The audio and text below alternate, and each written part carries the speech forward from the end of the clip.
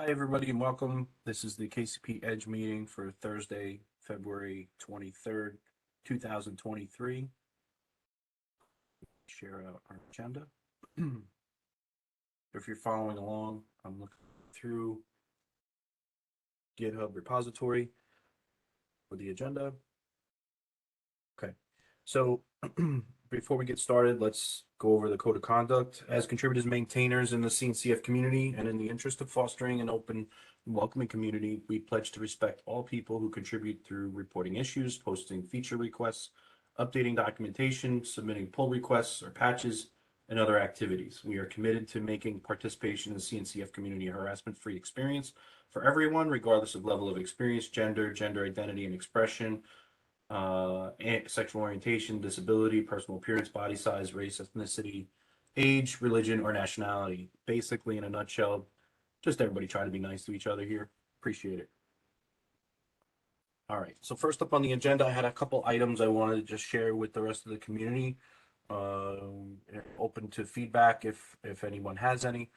The first item here is come up with some ideas around what our logo should be like, paying homage to the original KCP logo that is available in their repository. Came up with something that looks a little like this. Well, it does look like this. And the byline here is to be consistent. So in terms of interfaces, heterogeneous in terms of coverage, and scalable in terms of deployments of edge configuration, management of edge configuration. And so you can see the lines here denote, they're standard throughout. The colors change, therefore being heterogeneous. And of course, this goes on for some unlimited number. As you can see, it fades off into the distance. So I thought this pretty well captured what the essence of what we're trying to accomplish here at KCP-Edge. And so that's what I built accordingly. Did make some updates to the contributing document. There are still more things that need to be done here, but as work in progress here, this gives us at least the basics of what we need in order to start operating and contributing from others around the community. Let's see. We've also have developed some the KCP-Edge doc site. So docs.kcp-edge.io will take you here. And within, we have a bunch of MDs that have been converted over to use the Jekyll minima theme. That's part of GitHub's Pages implementation. We did we purchased the kcp-edge.io domain. And so we do have the ability to write documents to it that, will support our work in the future. So for now, we have something there as a beachhead, so to speak. And let's see what else we've got. Issue, okay. Quick start, showing you documentation. Okay, and then we've got a quick start document that I added. Most of the contents of the quick start at the moment are more for the folks that are looking at it from, let's see,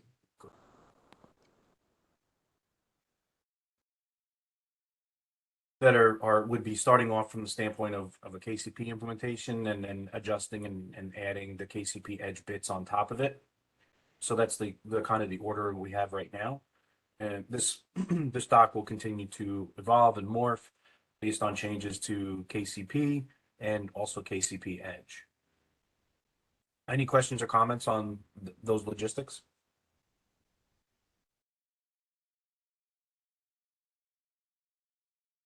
Okay, we'll move on to the next. I think, Mike, you were up next. Please, everybody, use your raise hands, the raise hands feature in the WebEx if you'd like to ask questions of whoever's presenting. And the presenter will call on you, or I will, as necessary. Mike, you're up. Okay, yeah, and this is a general. So I agendized a couple of coding convention issues. One of them is around the use of resync in controllers. There's a lot of cases where people kind of copy code without paying close attention to how much they want to copy what's there versus make it their own. And there are a few different patterns for writing controllers. And I see a lot of something that doesn't make a lot of sense to me. it's around resync. So resync is something that an informer will do, and what it means has changed over time. Back in the mists of time, a resync and relist were the same thing, and there's a pointer in here or a copy of a picture from an old book that talks about lack of communication and relist to solve covering for the informer not noticing changes. Informers have evolved since then, and they now, without any need for any kind of a resync, cover for communication outages. That's through the way they use list and watch and resource versions. So even without any resync, the informer will notify its client, keep its client eventually consistent, even when there are no resyncs at all. A resync consists of the informer calling the add method of each of its clients. So as you may know, an informer is something that basically it keeps a client or any number of clients eventually consistent with some upstream collection of objects. And it does this through the client has three methods that can call. There's this add event handler method on the informer. You can tell about a new client. The client can implement three methods for being notified incrementally of changes. There's a method for object addition, a method for object update, and a method for object deletion. And resync is an operation in the informer where it runs through all the clients, or you can resync on clients individually, and invokes the add method for every object that exists. It's not getting new information from upstream, so this picture here about communication outages is outdated. It's not what resync is doing today. And so this gets to a question. There's a related thing here, which is in a controller, you'll sometimes see controllers that, so the controller pattern, right, is it involves using informers to keep the controller eventually consistent or aware of some upstream collection of objects. It has a work queue of references to objects, and then a collection of workers that dequeue object references and work on them. And if the worker runs into trouble, there are generally two forms of trouble. Trouble that is potentially transient and trouble that's not transient. If it's a problem that's not transient, that's, for example, a bug in the code, the logic will simply log an error and be done with it, be done with that object reference. If it's something that's potentially transient, however, it may log an issue and it will requeue with a delay the object reference so that it gets retried later. Some controllers will requeue a reference for a limited number of times.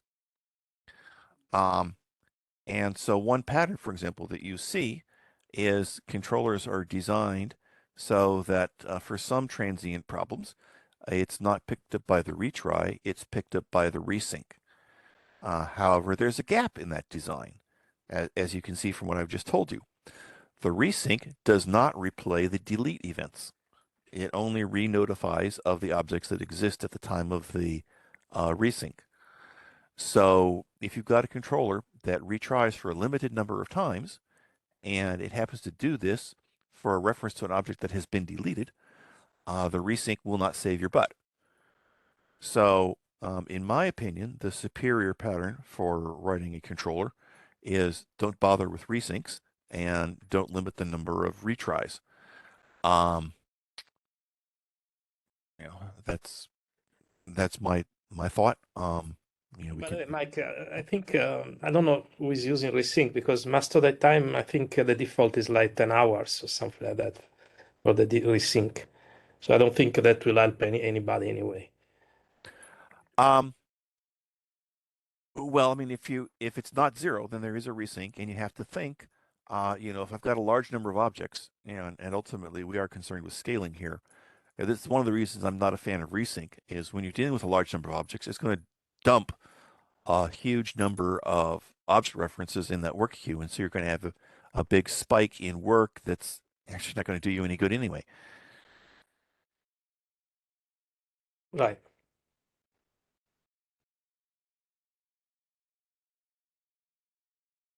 So I'm inviting discussion here. If anybody wants to have, offer another view on, June has his hands up. go. Yeah, Mike, I don't know whether I'm hearing you correctly. Are you saying that this picture is not talking about resync, it's talking about release? It appears to be. I mean, I haven't fully, read this document. It's clearly outdated. It seems to be concerned with dropped events, which informers handle today through the careful use of list and watch and the way they handle resource versions. So there's no problem with dropped events. Here, I think it's not talking about dropped events. And this document is exactly talking about resync not released. It's not talking about a drop of event. It's talking about the circumstances where the event happens not that often. In that case, resync is useful. That's the point the picture is making.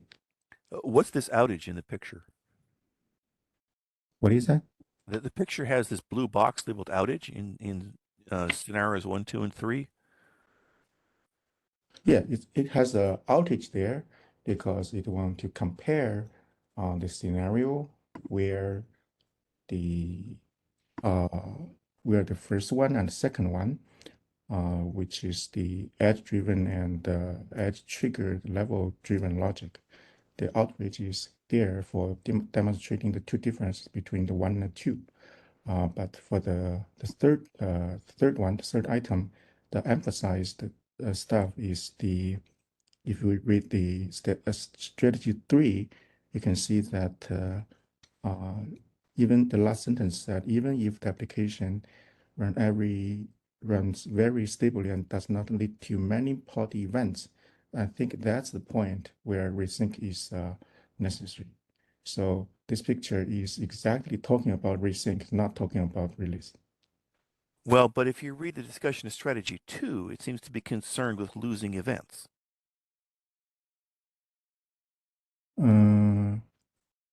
Which sentence are you talking about? In the paragraph on strategy 2, look at the last sentence. Yes, that's what I mean by comparing the first one and the second one. The first one is better than the second one is better than the first one because it can handle the lots of events. But I put the picture here because I want to emphasize the third item strategy, which is working, which we think is necessary when the events are not happening very often. Okay, I don't understand. What does the resync help with? I guess I can give an example. Please. So you know that Kubernetes is a general control plane which can essentially control everything. So let's have such example that use Kubernetes control plane to control a thermostat, to control temperature of a room. Let's say that the thermostat in that house is responsible to send the event back to the control plane saying that, oh, my current temperature is far away from the desired temperature. At this time, the control plane will try to bring the current temperature back to the desired temperature. For some reason, let's imagine for some reason, this event doesn't happen that often. Because say when the let's say when the let's say for some reason the design of the thermostat is not that perfect, it only notifies the control plane the deviation between the desired temperature and the current temperature is the difference is larger than 5 degrees. Only when that happens, it notifies the control plane. So you know that when the thermostat is designed like that, then the event become very rare. In that case, resync will help because control plane periodically requeue the event into the Delta FIFO so that even if there is no event triggering the control loop, the control plane is still able to tightly bind the desired temperature to the current temperature. So that's what's used for the resync here. I can see how a periodic process may help a controller that is reading something that's not Kubernetes API objects. If it's, I was talking about the case of a controller is driven by Kubernetes API objects. So, which case are you talking about? Yes, it could be something, for example, we have a CRD saying that desired temperature and a CRD saying that current temperature. The thing is, if the external world, which is controlled by Kubernetes, is not that diligent to send the event, the controller still is able to get a better performance given that rare event. Well, that's the point of that's the point the picture is making here, and it's the initial purpose of resync. actually, I would argue no. Really, you're talking about a case where there are two channels. One carries a notification of a big change, and another channel carries a more fine-grained current state. So let's just work through that. Work through that example with actual Kubernetes API machinery. If I have a controller that needs to react to the current temperature, there would be an API object that holds the current temperature, an informer on that API object. Whenever there's any change in the current temperature, the informer would notify its client, whether that change is big or small. So we don't need a resync there. The thing is, Kubernetes only have control in the, as you said, only have control on the API object.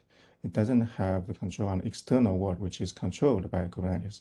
If the thermostat, for example, is designed in such a poor way that it only generates events when the difference is more than 5 degrees, that will make the entire system performance to be degraded. But Kubernetes can do better, even if that event is rare. Well, the Kubernetes API machinery is fundamentally not based on events. It's based on state. So if you've got a thermostat that only updates its state in the API machinery when it makes a big change, and that's the only channel into this controller, then resync doesn't help you. I can see how resync helps you if this controller has another channel to something that's not API objects. Right? If you have some other sort of stimulus to the controller that's not kube API objects, then yes, you may want to periodically sample that other sort of input. However, right? I'm not sure I'm following. I don't understand what are the two channels I'm talking about. You talked about two channels. One is a channel of events, edges, not levels, edges that come when there's a big change in temperature, and another channel through which the actual fine-grained current temperature can be read. No, I'm not talking about the second channel. I only talk about the first channel. But your whole scenario is about having the controller react to the fine-grained current temperature even when there's not a big change event. So your scenario involves the controller having two kinds of input. There's no such second channel. When you say the fine grain temperature, I think what you mean is, I think what I mean there is the existing the known status, which is stored in the store of the informer. Say the informer knows the desired temperature is 20 degrees. So it tries to bring whatever current state to the 20 degrees, but not wait for the degree, not wait for the desired, not wait for the current temperature to drop below 15 degrees. So if the only channel is an API object that holds Yes. current temperature, okay? Yes. Yes. Anytime there's any change, Yes. the informer will notify the controller, Exactly. whether the change is big or small. The thing is, the external system doesn't quite, if the external system doesn't quite often generate that event, then No, the external system is not responsible for generating events. It sets we're already done. The external system is out of the picture. By the time you've got an API object that holds the current temperature, that's all you have to think about. The current temperature only changes. How do you get the current temperature? You have to rely on the thermostat to report to you, right? Let's say that thermostat is poorly designed, doesn't frequently report its status. In Kubernetes, in a Kubernetes-based control plane, what the thermostat does is it sets the value in the current temperature object. Yes, exactly. Right. Okay. So Yes. the controller can only react to the Yes. current value or values it has seen in the past of Right. that object. Yeah. So the informer is already notifying the controller of every change in that object. Yes, exactly. Try. That's right. So you have to rely on the thermostat to report the current temperature, right? Yes. And a resync is not going to change what the controller knows. Let me put it in this way. You rely on the thermostat to report the current temperature, and then that generate an event which triggers the reconciling loop. Hey, Is that folks, I gotta time box this. We've already spent 20 Yeah, minutes on this. yeah, and let's I've gotta just move on. yeah, let's So, follow. June, I'll follow up with you offline on this. yeah. Oh, MJ, sure, we can do that. did you have a question? I wanted to understand why we're discussing this in the first place. It's a bit. Yeah, understood. I was trying to link that back to KCP-Edge in general. I think what we're gonna do is we're gonna move on to, I would like to get June and Braulio to talk about what's going on in their backyards. June had some experience with glitches in the CRD and API resource schema, so I wanted to have him explain that, and then we can get on to, I know we have Fabrizio here, and Braulio has some work to do with him. So, June, could you go up next and give us a little bit more information about what happened and transpired this week with single placement slides? Yes, I'm happy to. You know that I guess everyone can see that this comment was added like 2 days ago. So 2 days ago, I have hit some issue regarding the generic CRD. But now, yesterday, actually, I solved this issue, so it's not a block anymore. But anyway, given that being said, I'm still happy to share what I have, so because it might be helpful to the audience. So first, the problem is when I use the generated CRDs and API resource schema, I noticed that the plural name for single placement slice, the plural form name is not correct. It's actually using a singular form name, and because of this, I cannot correctly access the single placement APIs using the client. I don't know what's happening, so I posed this question to the agenda to seek for help from the community. But later, I actually figured out how to solve that because we are using kubebuilder tags in the comments of the single placement API definition. I can explicitly specify what are the plural form names there. So I did that, and it is now fixed. So you don't have to rely on the fact that it's just going to add an S to the end for pluralization. You can specify it. Yes, it's kind of overwritten to the guess of the of the initial singular name. So if we click, Andy, can you click on the merged PR, which is 178? Yes, it says fixed by, okay. It's just a simple, You can click on close there and it'll display the closed ones. yeah. Yeah, if we change, oh yes, file change, the last one, it's just the last single placement.go. Last line, Andy, last file. Yeah, it's just that simple tag, so we can specify plural form name for the CRD. Good, So, excellent, fine. Right. So the yes. point here is you don't normally have to do this. It makes a guess, but sometimes it guesses wrong. Right. Yes, sometimes it Good. just is wrong. Good, fine. Thank you for educating the rest of the community. I'm sure that's very helpful. Yeah, so if if you already know that, I'm sorry I wasted you 5 minutes. No, no. If you don't know that, Useful. hope it's helpful. No, normal neophytes like myself benefited from that conversation. Thank you. So, Paulo, you have a question? Yeah, just a question. This is something I just saw now in the screenshot from June. So it looks like we are able to actually use kubebuilder annotations, are we? Yes, we're using kubebuilder to generate the CRDs. Okay, so the toolchain is actually using kubebuilder. I wasn't sure that was the case because kubebuilder allow you to the annotation. They allow you to do pretty cool stuff, right? You can generate. Well, so to be clear, right, I was confused on this point too. We're using kubebuilder to generate the CRDs, but not anything else. Yeah, that's fine. We're not using controller runtime, for example. We're using just the Right, generation. right. So kubebuilder has tags that are relevant to things that we're not doing. So amongst all the cool stuff kubebuilder can do, we're only going to be able to use a subset.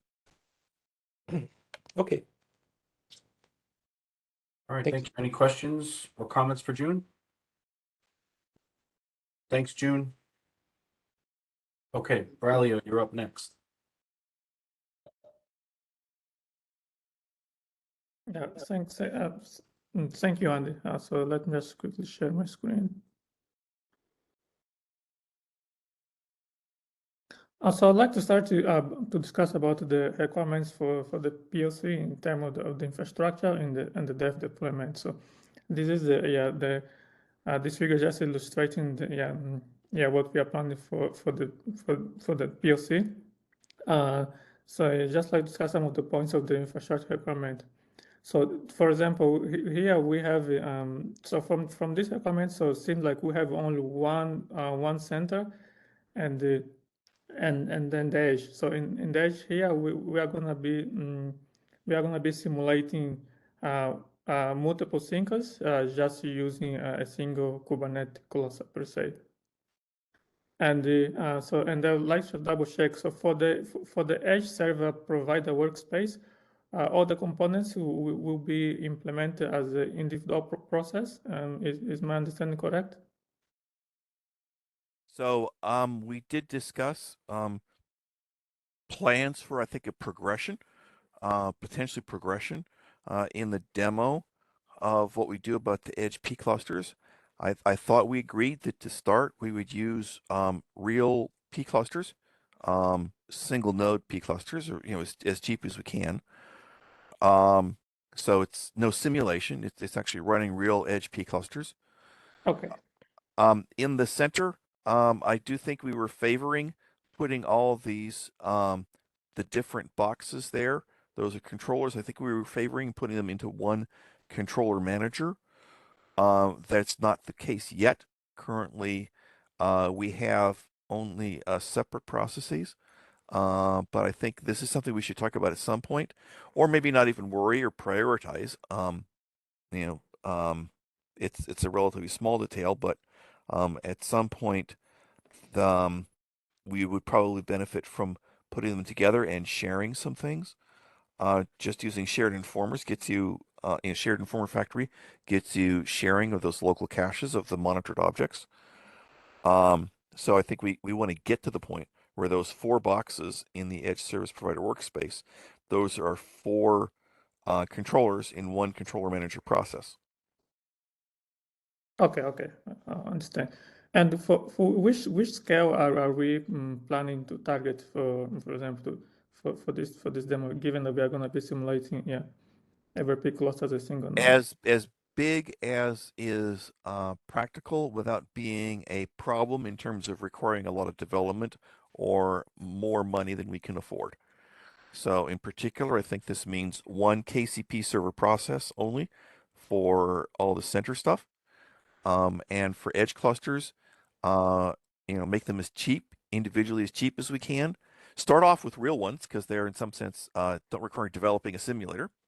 So, we want to start by minimizing developer time, and second, minimize infrastructure spend on dollars to Amazon. Okay, so we are going to develop two types of environments. So for the I'm sorry, I actually didn't want to say minimize because obviously that would be very low. We want to not go too big, right? We want to limit the Amazon spend to something we think we can afford, but we would like to explore scale to the degree we can within those bounds. Okay. So for the dev the deployment, so the scale is not an issue. So but for the large scale the deployment that we want to do. So in the last POC that we did, we had we had a center and and the edge, and we had a KCP arrays that we put in front of them a load balance to spread the load. So because in here we have only one center and I think one shard, we are gonna have to be a bit be careful, not because we can scale the P cluster, not just about scaling the P cluster per se, but also the overhead that we may create on the center per se. And Yeah, Braulio, I don't think I'd emphasize going too big here, but that's just my opinion. I think I'd like to see the system work end to end in its current in the format that you have it here, and maybe if it's a dozen P clusters, that would be enough for me. But that's just my vote. okay, Paulo. You're on mute, Paolo. Sorry, I think Braulio, you also did some experiment in the past with this idea of somehow sharing a cluster with multiple syncers to somehow simulate some kind of scale. So I wonder if we can still have this hybrid approach where some clusters are real, these small clusters, either K3S, K3D kind, and some of them are somehow simulating some maybe 100 of clusters using sharing the syncher, as I think you already experimented a couple of months back, right? Yes, that definitely, that is one approach we can take, and also that would help, a lot scaling, minimize the cost of scaling per se. Right. And that reminds me of something we haven't talked about, which is the treatment of namespaces. In TMC, they translate the workload namespace does not, become the same name in the P cluster. It gets encoded to include both the source namespace name and the source workspace identity. For Edge, we don't want that. We want the source workspace name to translate exactly to the namespace name in the Edge, which I think means we can't multiplex into one Edge P cluster. Well, right now, Mike, I think we're still relying on the current TNC for the last mile. So that is still doing the translation of namespace names. So I don't think unless you start looking at changing that, I don't think we right now we can do that. I think we do want to change that. Second thought is maybe we don't have to do that at the start. But I think if you think about the needs of Edge multi-cluster, I think the idea is that the pattern you see in the center is a pattern you want to stamp out multiple copies in the Edge, and I think it makes sense to have the namespaces stay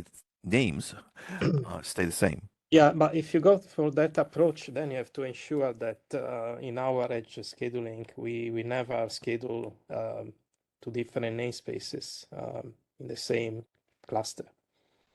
I would put it a little differently. I would take the view, I've been taking the view, that the namespace is part of the definition of the workload. So, a namespace is a namespace. If a namespace goes to an HP cluster, that namespace goes to that HP cluster. End of story. Yeah, but consider also this picture that you have, right? You could have multiple this workload management workspace where you could have workload namespace in all of them, and you could have namespace with the same name in all of them, and then you could have potentially overlapping placement that will send to the same cluster. Then you're going to have a conflict. Well, yeah, I did consider that, and I can, now that I'm reconsidering it, there's maybe a little bit of a fly in that ointment, but my thought was that the edge placement objects are additive. You can have multiple edge placement objects that direct subsets of workload or parts of workload, or maybe think of workloads as additive, right? A workload is some objects. You can send one workload to a P cluster. You can send two workloads to a P cluster. You can send three workloads to a P cluster. And if those workloads, all those, or some of those, if two workloads happen to put objects in the same namespace, okay, they chose, the person who chose to do that is choosing to put two sets of objects in one namespace. Yeah, but potentially this could be, this is all depending on the usage pattern. This workload management workspace, they could be potentially assigned to different teams or different people.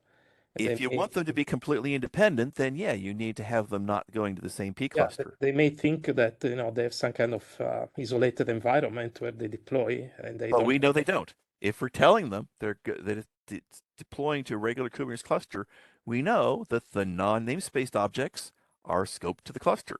We know that the namespace objects are scoped to the namespaces. Anyway, I think we have to think more about the use cases here. That is what I think, and see what makes sense.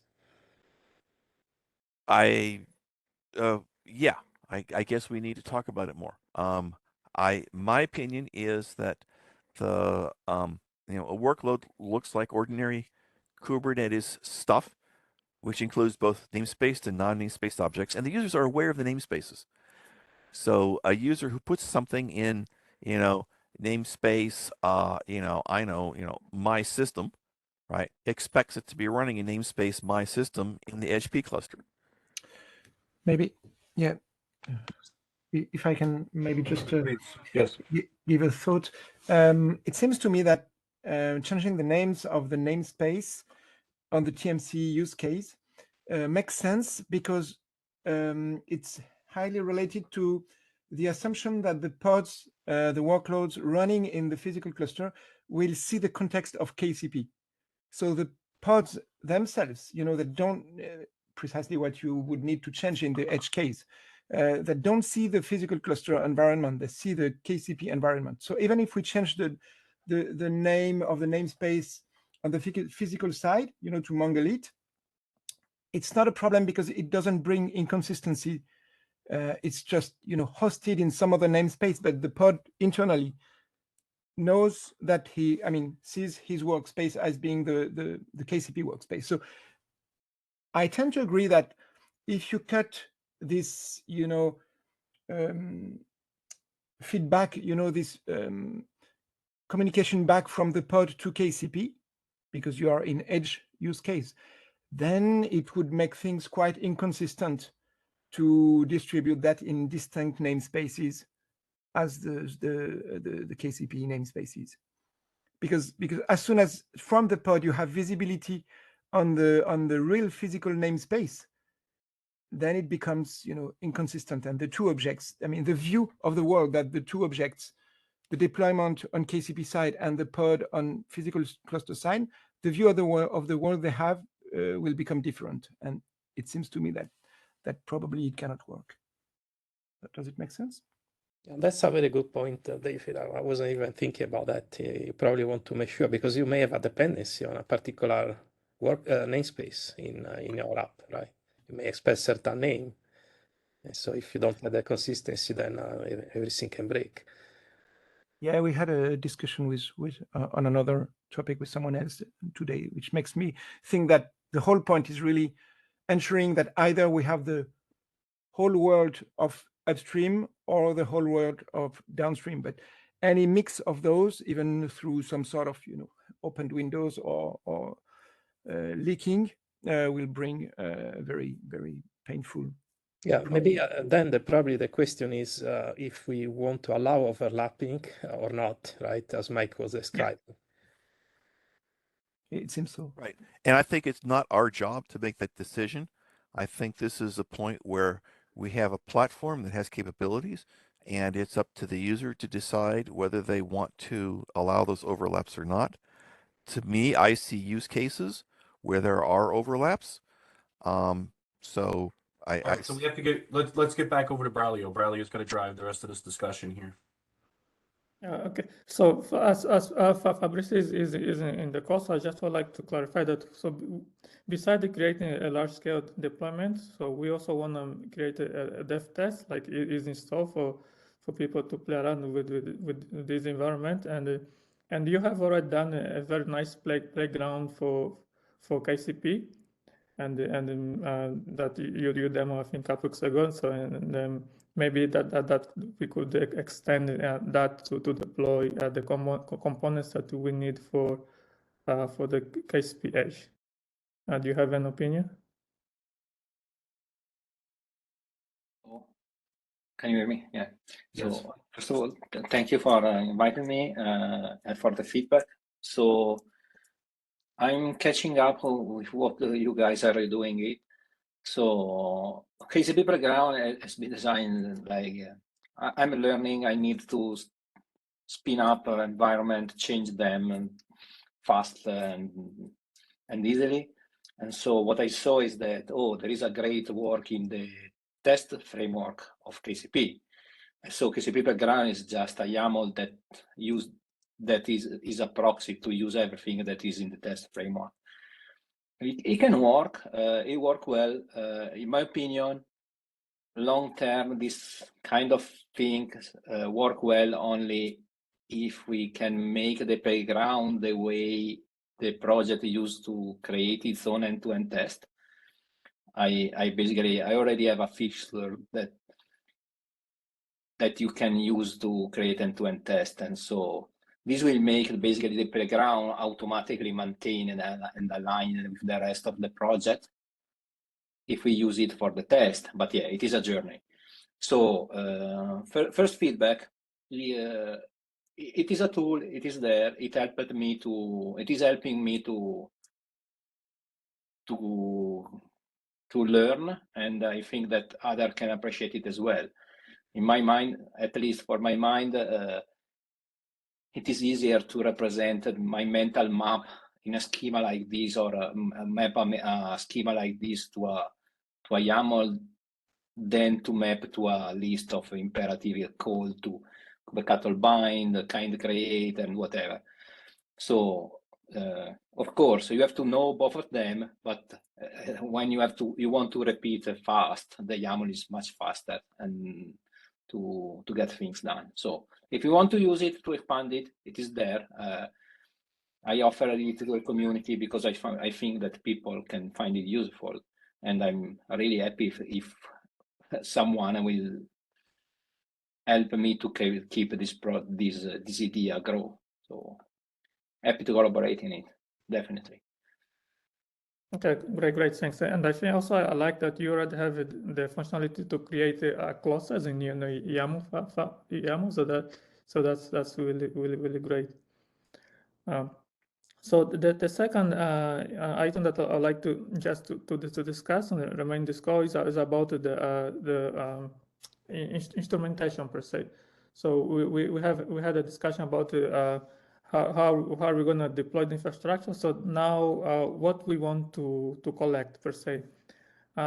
So in the discussion that I had with Mike offline, so those are some of the metrics that we discussed. We want to collect the syncer subroot, the communication with the syncer with the API server, and then the latency. So how long a write takes to how long it takes a syncer to do the write on object per se. So I have two questions. So do we have, what are the additional metrics that we may want to collect on the infrastructure? And also, if someone in the community has experience of collecting metrics from the syncer, you can give any input or maybe also contribute.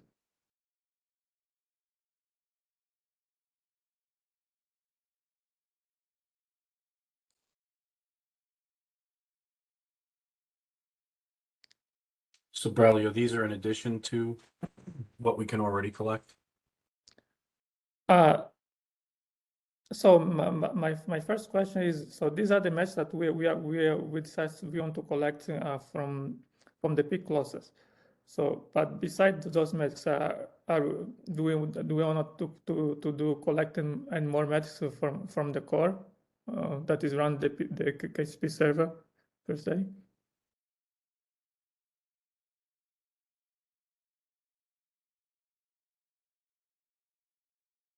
What were the new instrumentation areas that Vishnu was exploring? Do you have any idea what those were? No, I have been talking with Vishnu. I'm gonna definitely sync up more with that. So, but so far I'm not aware. I've been discussing a bit with Vishnu about the metrics that could be added into the syncer. If it's, am I right that it's the current topic? I mean, for now, it seems that the first approach would be mainly to include into the syncer the default kube Prometheus metrics, which are related to, which are also used in the by default in controller runtime. The work queue size, the mean time to reconcile a queue element, and this type of things. That would, at first, I mean, be quite simple because it's mainly just included some packages that would automatically instrument the syncer controllers.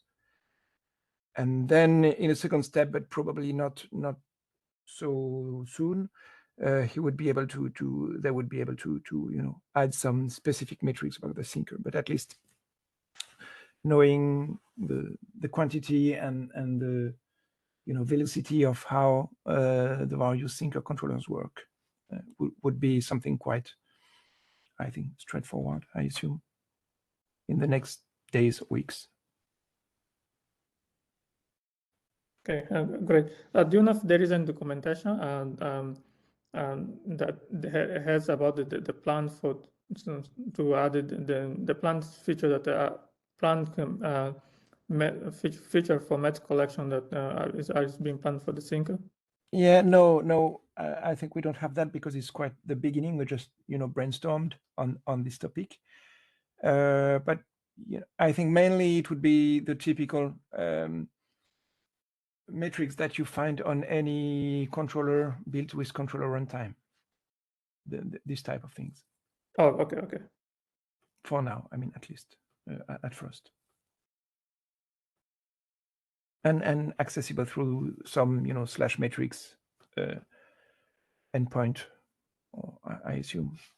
We still have to dig into this a bit, but that was the approach we discussed about. Thank you. Any other comments? If not, yeah, that's all. Yeah. Thanks, Braulio. Appreciate that.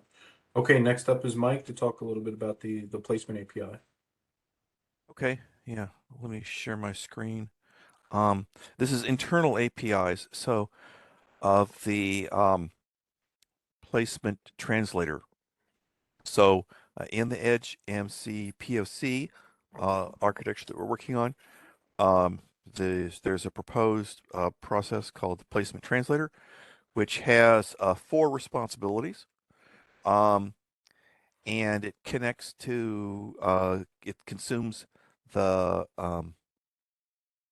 output of the so-called scheduler or edge scheduler, which has one more responsibility. So really there's 5 parts of the job really of translating an edge placement problem into a collection of TMC placement problems. The first part, done by the scheduler, is to resolve the where predicates to lists of individual edge clusters. And that's what the single placement slice objects carry. The next job, which is the first one that's properly in the placement translator, is to resolve the what predicates in the edge placement objects to a list of individual workload items. And a workload item is either a whole namespace or a non-namespaced object. And then the next job is to keep track of the binding between the resolved list of where and the resolved list of what. And then the next job is to, I call it the workload projector here. It is to maintain the customized workload copies in the mailbox workspaces. And then the final job, which I put in an interface called placement projector, which is to maintain the TMC placement objects that correspond to each edge placement object. So we're late in our time here, so I probably should not try to go through in any detail or much detail here. There's a PR. Mike, I'm sorry, I didn't raise my hand. I'll raise my hand. Go ahead. Yeah, can you stay in that spot for a second? So Sure. the set binder is the product of the what and where. It keeps track of the binding, the pairs, yes. Right. Okay. The pairs of sets. Got it. The set of pairs of sets. Yeah. Yep. Got it. Okay, thank you. Right. Okay. So, I tried to think about how these different parts could interact within one process with some reasonable memory and CPU efficiency. You'll see some attention has been paid to incrementality, what's mutable, what's not. The usual sorts of things when you're designing internal interfaces. Yeah, probably, shouldn't try to go through it in great detail. One other thing I'll call out is the relation to another issue, which is in the current mailbox controller, it computes or derives the mailbox workspace names in one way, which is has a problem with both character set and length. It computes the mailbox workspace name by concatenating the sync target's workspace, I think logical cluster ID, and the sync target name. And sync target names can be up to 234 characters long with a fairly unrestricted character set, but a workspace name is limited to 63 characters and very limited character set because it has to look like a DNS name segment. So I think I'm probably going to change it to use the sync target UID instead of the sync target name.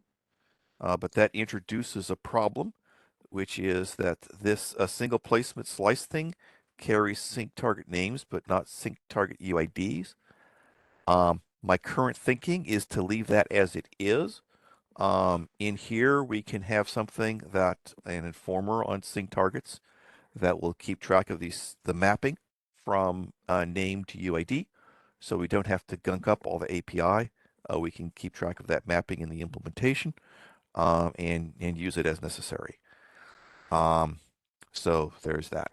I'm going to stop here and just, there's a PR adding this. It's a current draft. There's maybe a few more concerns I want to put in there, but, have a look. Please give comments. David. Yeah, maybe just a question about the UID. The usage, which is down of the UID, sync target UID on the TMC, is mainly always a question of, security of checking. Being sure that if the sync target has been deleted and a new sync target has been recreated with the same name at the same place, which in fact doesn't really represent the same syncer, to show that we don't, act with it as if it was the same syncer. So which is why finally we had to, bring the UID quite low inside the controllers, because during a number of reconciliations, we have to check that, the sync target UID is effectively the one we want to interact with. Yes, it's a Maybe it's not pervasive the issue in simple- Kubernetes controllers, right? Because even though you can mark an object as immutable, you can't stop the client from deleting the object and then Yeah, creating a exactly. replacement, except potentially through finalizers. So that is an issue you have to keep in mind in designing Kubernetes controllers and how they interact. Yeah. So, yeah. All right, so just cleaning up here, I think we've exhausted all the topics. We have some good first issues listed in the issue list. I'd say if you can go there, determine if there's something that you want to pick up, please do so, and look for help from those that are assembled here. I think it's interesting, to have Fabrizio aboard here and Braulio to leverage maybe what Fabrizio's already created to help us build out our dev environment. And at the same time, that dev environment would consume the product and the results of the work that Mike and Jun are doing in the area of placement and edge scheduling. So, and then that would then be used by Bob and Franco in the area of examining what this looks like with a client use case or a demonstration. So we're starting to make some progress here, some traction. So let's continue the good work. I think the POC is only about a little less than 5 weeks away. So I'll just keep an eye on it. In the next revision or the next community meeting, we'll go through in a little more detail what those use cases are to expand upon about a little bit further of what the product of all this work is going to look like. All right, everybody. Any other questions or comments here? Okay, thank you all for your attendance. We'll be posting this up on YouTube shortly. Thank you. Thank you. Thank you. Bye. Thank you.